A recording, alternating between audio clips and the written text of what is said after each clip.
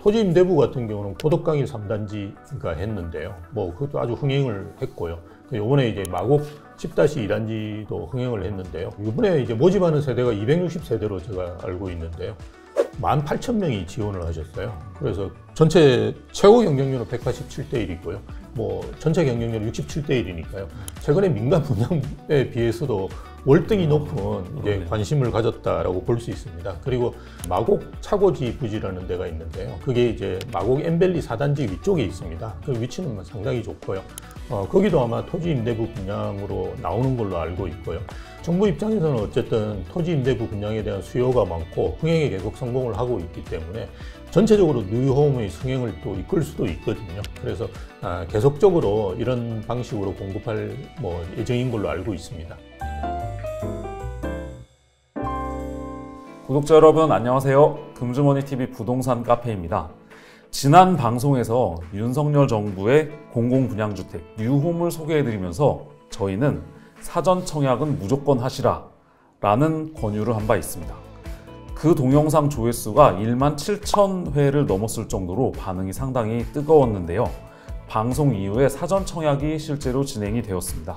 당시 시장의 반응은 어땠고 앞으로 거주와 투자 측면에서 뉴홈을 어떻게 바라봐야 할지 다시 한번 짚어보는 시간을 마련했습니다. 심영석 우대빵 부동산연구소장과 함께합니다. 안녕하십니까 소장님? 예, 안녕하십니까? 지난 방송에서 소개를 해드렸는데 여전히 생소한 분들이 좀 계실 것 같아요. 그래서 저희가 뉴홈을 좀 다시 한번 구독자 여러분들께 소개를 해드려야 될 것 같습니다. 뉴홈이 뭔가요? 공공분양주택이라고 생각하시면 되는데요. 뭐 임대도 있고 분양도 있는데 그 중에 이제 공공에서 하는 분양주택이다 이렇게 생각하시면 되고요.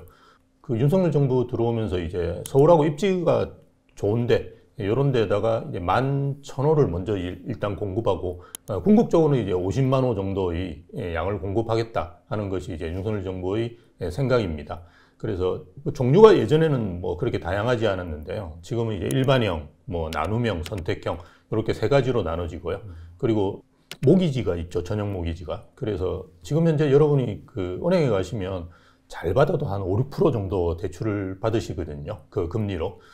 근데 이거는 1에서 3%대입니다. 그러니까 상당히 뭐 예전에 이제 저금리 시대 때 금리를 받는 거니까요. 그러다 보니까 부담도 줄이고 관심도 높아지는 뭐 이런 상품이라고 볼 수 있겠죠. 구독자 여러분, 이번에는 좀 새로운 개념을 좀 소개해 드릴게요. 뉴홈에 토지 임대부 분양주택이라는 개념이 좀 도입이 됐는데 기존 분양 형태하고는 좀 많이 다른 것 같아요. 이 토지 임대부 분양주택, 이게 정확히 뭡니까? 토지는 분양하지 않고 건물만 분양한다는 겁니다. 좀 특이하다고 생각하실 수 있는데 예전에 이제 서초구 우면동에도 있었고요. 좀 있었던 사례가 있습니다. 건물만 분양하다 보니까 토지는 이제 임대로 해서 사셔야 되는 거죠. 그래서 저번에 이제 청약을 받았던 마곡 이제 10-2단지 같은 경우도 토지 임대료를 내십니다. 그게 이제 한 달에 한 70만 원 정도 되시거든요.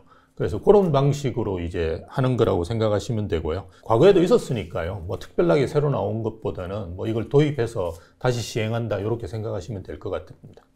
저희 지난 방송 이후에 뉴홈의 이 사전 청약 접수가 있었는데 좀 성적표 살펴보면 좀 어때요? 어느 지역이 있었죠? 토지 임대부 같은 경우는 고덕강일 3단지가 했는데요. 뭐 그것도 아주 흥행을 했고요. 이번에 이제 마곡 10-2단지도 흥행을 했는데요. 이번에 이제 모집하는 세대가 260세대로 제가 알고 있는데요. 18,000명이 지원을 하셨어요. 그래서 전체 최고 경쟁률은 187대1이고요. 뭐 전체 경쟁률은 67대1이니까요. 최근에 민간 분양에 비해서도 월등히 높은 이제 관심을 가졌다라고 볼 수 있습니다. 그리고 이게 당첨 카트라인이라는 게 있는데요. 이게 뭐냐 그러면 청약저축 불이백입니다. 그래서 이게 수방서 부지가 2,500 정도만 원으로 제일 높았고요. 요번에 이제 마곡 10-2단지 같은 경우도 2,376만 원이니까요. 이게 어느 정도 수준이냐 그러면 매달 이제 10만 원을 넣었을 경우에 20년 정도를 넣어야 되는 겁니다. 그만큼 이제 경쟁률이 치열했다 이렇게 이제 볼 수 있고요. 아마 제 생각에는 위치는 좋은데 최근에 이제 부동산 시장을 굉장히 불안하게 보시는 젊은 분들이 많거든요.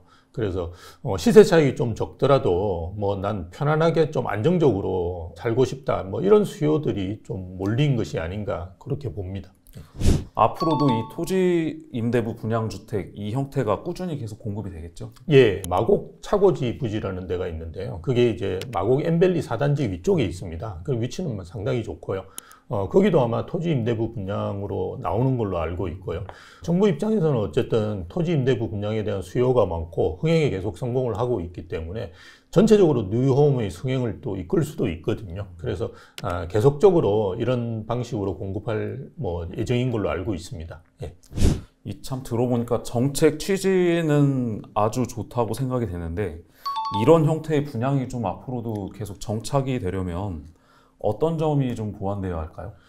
업무 거주 기간이 끝나고 나면 이게 LH에만 팔 수 있습니다. 그래서 LH에 팔 때도 금리라든지 물가 상승률 정도 수준에서 시세 차익을 가져가고요. 그것도 사실은 30%는 LH에 줘야 되거든요. 그러다 보니까 시세 차익은 거의 없는 상품입니다. 그래서 제 생각에는 어쨌든 이게 분양주택이기 때문에 개인 간의 거래 자체도 좀 허가를 해주는 것이 좋지 않느냐. 왜냐하면 일반인 같은 경우는 개인 간의 거래가 되거든요. 그래서 토지 임대부주택 같은 경우도 좀 개인 간의 거래를 좀 풀어주는 것이 좋다. 그리고 최근에 정부 입장에서도 토지 임대부주택이 꽤 있는데 이게 시세가 어떻게 되는지 이런 거에 대한 정보가 거의 없거든요. 그래서 좀 시세 정보 같은 것도 공개를 하면서 기반을 만든다 그러면 충분히 가능할 걸로 보이고요. 또 하나는 이제 토지 임대료입니다. 토지 임대료가 이제 VAT를 포함하면 77만 원 정도가 되지 않습니까?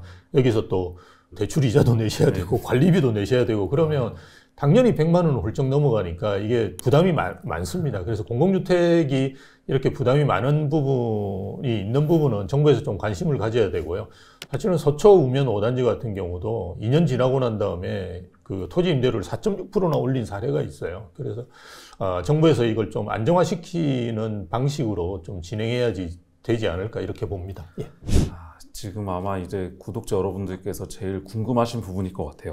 좀 단도직입적으로 여쭙겠습니다. 예. 소장님께서는 이 토지 임대부 분양주택 누군가 한다고 하면 좀 권하시겠어요?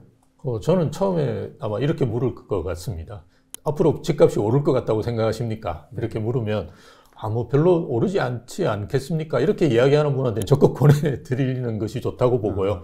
왜냐하면 이게 시세 차익이 거의 없는 상품이다 보니까 그냥 안정적으로 이게 40년 거주하실 수 있습니다. 그리고 또 이제 연장하면 거의 80년이니까 그거는 예외로 두셔도 되는데요. 어쨌든 안정적으로 편안하게 살 수 있기 때문에 상당히 좋은 상품이다 라고 볼 수 있는데요. 근데 이제 또 난 가격이 좀 오를 거라고 생각한다 이런 분들은 좀 고민하시는 게 좋습니다. 왜냐하면 이게 말씀드렸듯이 일반행에 비해서 시세 차익이 적기 때문에 그에 따른 이제 상대적 박탈감이 또 분명히 있을 수 있거든요. 그래서 본인이 이제 부동산 시장을 어떻게 보시느냐에 따라서 좀 선택을 하면 좋을 것 같습니다. 예. 지금까지 윤석열 정부가 야심차게 내놓은 공공분양주택 뉴홈과 토지 임대부 분양주택에 대해서 살펴봤습니다. 윤석열 정부는 임기 내에 총 50만 가구의 뉴홈을 공급할 예정인데요. 앞으로 발표가 되고 공급 계획이 나올 때마다 저희가 분석해드리고 접근법을 제시해드리겠습니다. 심영석 소장님 수고하셨습니다. 예, 감사합니다.